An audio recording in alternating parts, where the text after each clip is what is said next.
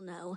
As much fun as it is slicing your fingers open with thorns on a day-to-day basis, I packed that in.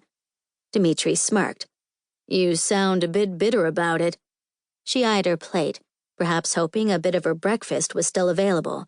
Well, once I realized that Ted was a perv who used to make me bend down to pick up the bundles and collect debris off the floor for his own enjoyment, the job lost some of its charm. Well, that and... Mia leaned in conspiratorially, holding her hand to her mouth and waiting for Dimitri to lean in too. You know, roses cost nothing to grow, right? Like literally $0. Yet guys buy them for over $30 a dozen. He winked as he whispered back. Wow, you did them cheap.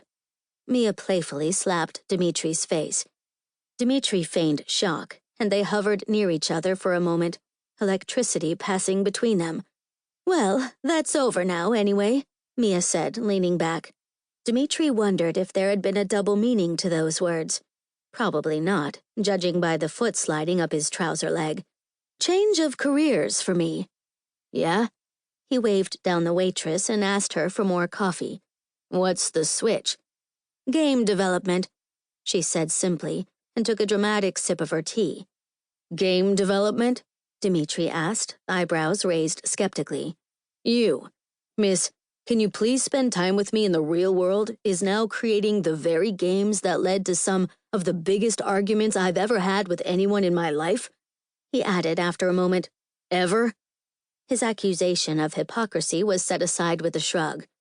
Yeah, I mean, the stuff I'm working on right now is a bit different than when I used to find you sitting day after day in the same pair of sweatpants playing Relic Hunter 2.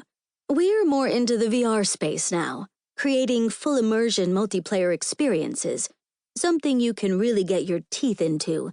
She lifted an eyebrow, not rubbing your crotch while you watch elves screwing elves by your lonesome. Keep your voice down. Dimitri looked at the other tables, checking that no one had overheard Mia's words.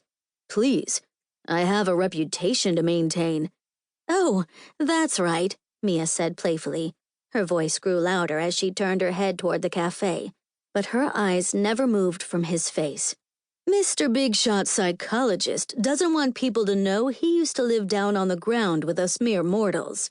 That he used to drop Cheetos down the side of the couch and use the fallen items as nourishment when he couldn't be bothered to wash plates or get his lazy ass off the couch. Dimitri blushed, crouching and hiding his face with his hand. He glanced over his fingers, finding that literally no one was paying attention. The diner's customers were all too involved in their own gossip and conversation to give a crap about two high school sweethearts playing catch-up. Are you done? Dimitri hissed. For now, Mia smirked. But, since we're on the subject of our careers, it seems like as good a time as any to get to the bottom of why I asked you to meet with me today. Aw, man, can a pretty girl ask a handsome guy to breakfast without wanting something in return? Dimitri feigned exasperation. A man can feel used, you know. Hey, if a girl really wanted something, she'd ask the man to dinner at a decent restaurant.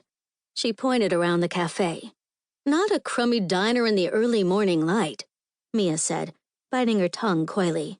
She reached down to the seat beside her and pulled out a magazine.